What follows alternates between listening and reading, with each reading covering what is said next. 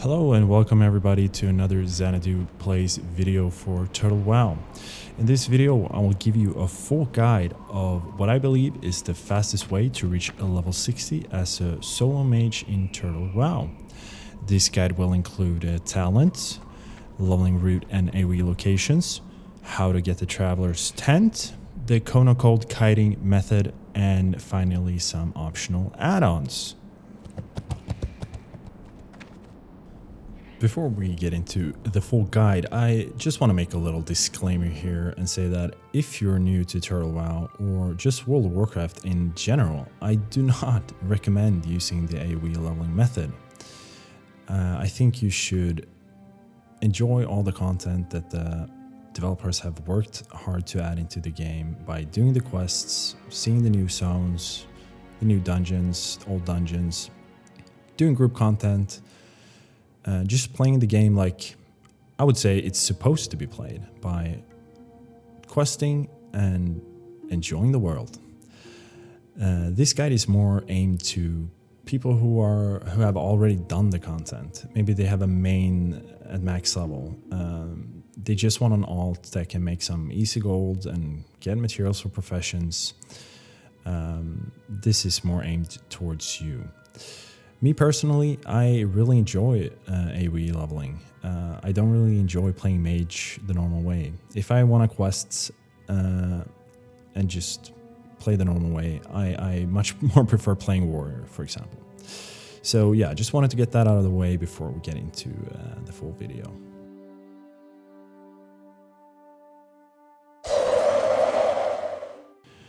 Okay, so let's get into it.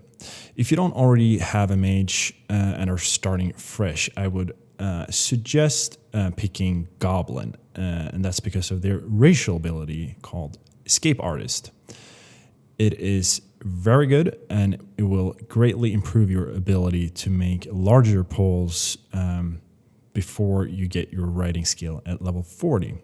Even post 40, it comes in handy as far as pulling larger packs and getting you out of sticky situations, as the name implies. All right, let's have a look at the build for the level 1 to 26 level bracket. My recommendation is to go Fire, as it has the strongest single target damage output compared to the others. I would do something like this. I would go 5 out of 5 improved Fireball and into Ignite, and then pick up Pyroblast, which is very strong. And since you don't want Pyroblast to miss, pick up 3 out of 3 Elemental Precision and then finish off with Incinerate. At which point you would be 25, and once you hit 26, it's ready for some cold kiting. So from level 1 to 26, I would suggest just leveling normally by questing. Every zone has plenty of quests, and the server has a 100% XP boost, which applies to both mobs and quests. A thing to pay attention to is because of this, you will out-level zones faster than normally. So a lot of quests will turn green. So pay attention to this and try to only do yellow quests, as they give more XP. Alright, once you hit 26, it's time to go pick up the survival skill profession, which will make it so that you can post up your own Traveler's Tent whenever you need it. This is integral, it's monumental, it's the whole reason why it's so darn fast to AoE level on this server. And the reason is that you get the 2 times the 2x XP boost that you get from Arrested XP only applies to killing mobs, while the base server XP boost applies to both questing and mobs. So because you can kill so many mobs as a mage, you pretty much get a 4x XP boost from doing it. And AoE leveling is already the fastest way to level pretty much on a normal server, but on this server it's disproportionately even more effective, so to speak. So getting the survival skill profession is a must to make this worth it, pretty much. Because the survivor skill profession is so important to the AoE leveling route, I decided to add a quick guide on how to get it as well. And to get the skill profession, you need to complete a quest called the Knight's Exploration quest from Sir Erlgadin, which is located at the Neskenwari camp in STV. So what you want to do is you want to take the Zeppelin from Orgrimmar to Gromgal, and remember to get the flight path while you're there. Then you want to run north and die to some mobs, and then spirit rest, take the rest sickness, and run towards the camp, which is just south of it. So at the camp, you want to pick up the quest from Erlgadin, which will ask you to collect 3 items: a wooden club, a sturdy rope, and a cheap goblin oil. The sturdy rope you can buy from the vendor right next to Erlgadin. And the club you loot from the ground, as you can see here. And for the oil, you need to go to Booty Bay. And I'm assuming you don't have the flight path there. So what you want to do is you want to either Hearthstone or Portal, and then fly to Ratchet, and then take the boat to Booty Bay.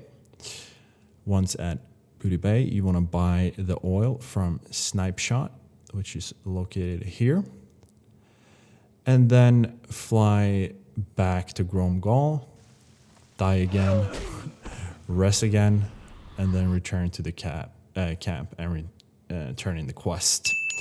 Once you've turned in the quest, you now have the profession. You want to buy around 60 unlit torches and then craft dim torches until you get level 60. Not level 60, until you get 50 skill. At which point you can then buy the recipe from the vendor again next to Erlgadin.